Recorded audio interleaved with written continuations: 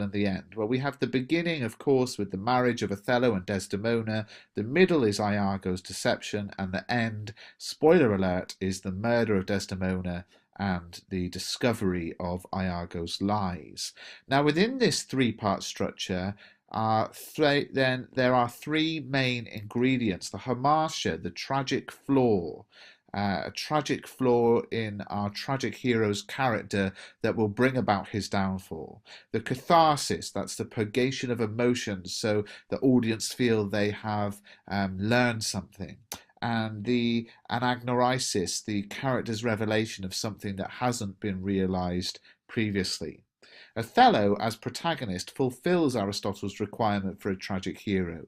He begins the play as a man of noble status who falls from his position of power because of his hamartia.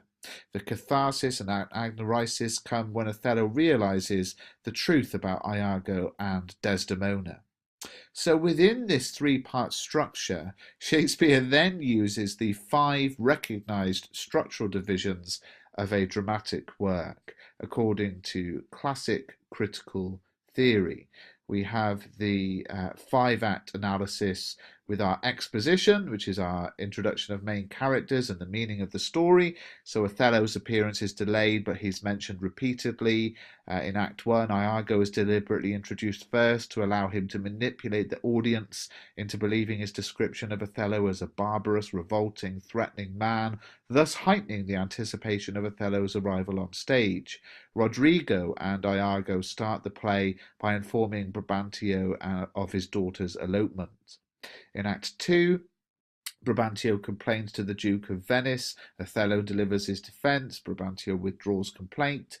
In Act 3, Othello, Desdemona, Iago, Emilia, Cassio, and Roderigo go to Venice because of a battle with the Turks, a battle that sort of nothing actually happens in. In Act 4, which we can see as the rising action, there are advancements in action occurring, difficulties increasing. Iago makes Othello question Desdemona's faithfulness. Iago steals the handkerchief and gives it to Cassio. Othello sees Cassio with it. Othello becomes jealous. Act 5, our climax, the most intense part of the play. The crisis happens late in the play to preserve the excitement until the end, to keep the audience interested. Othello, of course, kills Desdemona.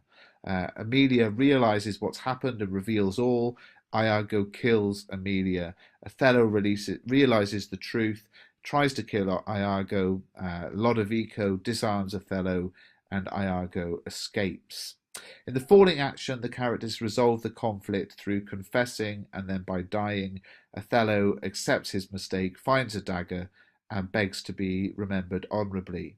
And then finally, the denouement, the conclusion of the story's tragic structure. Othello kills himself. Iago is captured. The play ends with Desdemona, Othello, and Emilia dead on the bed. Other things we can think about with structure, the fact that it's got a mixture of blank verse and prose. Blank verse is unrhymed poetry written in iambic pentameter, consisting of 5 feet of 2 syllables each, an unstressed syllable followed by a stressed syllable. You can think of the sort of ti-dum, ti-dum, ti-dum, ti-dum rhythm, and you can see an example there on the screen.